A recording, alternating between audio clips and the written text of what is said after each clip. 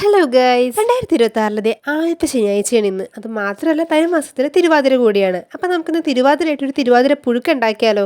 തിരുവാതിര പുഴുക്ക് ഉണ്ടാക്കാൻ നമുക്കിത് ഈ 8 കൂട്ടുകളാണ് ആവശ്യമുള്ളത്. അപ്പോൾ അതായത് 8 കൂട്ട് ഏതൊക്കെയെന്ന് അറിയണ്ടേ? അപ്പം ചേമ്പ്, കൂർക്ക, പച്ചക്കായ, ചേന, കാച്ചില്, കപ്പ, മധുരക്കിഴങ്ങ്, വൻപയർ. ഈ 8 നമ്മുടെ തിരുവാതിര പുഴുക്കിന് വേണ്ടിയുള്ള കൂട്ടുകൾ. വൻപയർ വേവിച്ചതാട്ടോ വേണ്ടത്. അപ്പോൾ വൻപയർ ഒഴിച്ച് ബാക്കി 7 കൂട്ടുകൾ നമ്മൾ നേരെ ഒരു പാത്രത്തിൽ വെള്ളം എടുത്തിട്ട് നേരെ അതങ്ങ് അരിഞ്ഞിടണം. അതിനുശേഷം എല്ലാം അരിഞ്ഞിട്ട് ശേഷം നമ്മൾ ഇതേപോലെ നന്നായിട്ട് തന്നെ കഴുകിയെടുക്കണം. 7 കൂട്ടിനെ നന്നായിട്ട് കഴുകിയതിന് ശേഷം നേരെ കുക്കറിലേക്ക് ഇട്ട് കൊടുക്കണം. അതിനുശേഷം 2 കപ്പ് വെള്ളം ഒഴിച്ച് കൊടുക്കണം. അതിനുശേഷം നമ്മുടെ ആവശ്യത്തിനനുസരിച്ച് ഉപ്പ്, മഞ്ഞപ്പൊടി, മുളക് പൊടി ഇട്ട് കൊടുക്കണം. അപ്പോൾ നമ്മളെല്ലാം ഏകദേശം 1 സ്പൂൺ വെച്ചാണ് മഞ്ഞപ്പൊടി, മുളക് പൊടി, ഉപ്പൊക്കെ ഇട്ട് കൊടുത്തത്.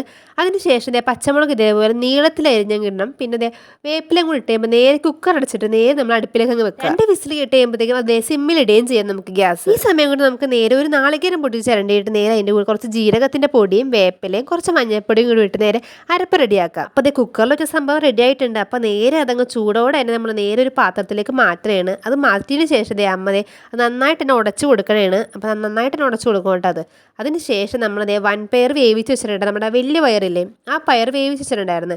അപ്പോൾ അത് നേരത്തെ നമ്മൾ രാവിലെ നമ്മൾ വേവിച്ച് വെച്ചതാണ്. അപ്പോൾ അതും കൂടി മിക്സ് ആക്കിയിട്ട് പിന്നെ അതിലേക്ക് നമ്മൾ നേരത്തെ ഉണ്ടാക്കി വെച്ച അരപ്പില്ലേ, ആ അരപ്പും കൂടി ചേർത്ത് ഇങ്ങനെ പയ്യെ ഒന്ന് ചെറുതായിട്ടൊന്ന് ഉടച്ചു കൊടുക്കണം. അരപ്പൊക്കെ ഒഴിച്ച് നന്നായിട്ട് ഉടച്ചത് ഈ പരുവത്തിലൊക്കെ അയക്കുമ്പോൾ നേരെ ഗ്യാസിലേക്ക് വെച്ചിട്ട് നമ്മൾ ചെറുതായിട്ടൊന്ന് ചൂടാക്കി എടുക്കണം. ഒരുപാട് തിളയ്ക്കൊന്നും വേണ്ട, ചെറിയ തിള വരുമ്പോൾ നമുക്ക് ഓഫ് ചെയ്യാം. എന്നിട്ട് നേരെ അതിന് മീതെ കുറച്ച് വേപ്പില പിന്നെ കുറച്ച് വെളിച്ചെണ്ണയൊക്കെ ഒഴിച്ച് നേരെ നന്നായിട്ടൊന്ന് ഇളക്കി സെറ്റാക്കി വെക്കുന്നതോടെ നമ്മുടെ തിരുവാതിര പുഴുക്ക് ഇവിടെ റെഡിയായി. അപ്പോൾ അതിനുശേഷം ഭഗവാനെ നേദിക്കാനുള്ളതങ്ങ് മാറ്റി വെക്കണേണ്. അപ്പോൾ നമുക്ക് ഇത്ര ഉള്ളൂ നമ്മുടെ തിരുവാതിര പുഴുക്ക് ഉണ്ടാക്കാനുണ്ട്. അപ്പോൾ എല്ലാവരും ഒന്ന് ട്രൈ ചെയ്ത് നോക്കണേ അടുത്ത പ്രാവശ്യം.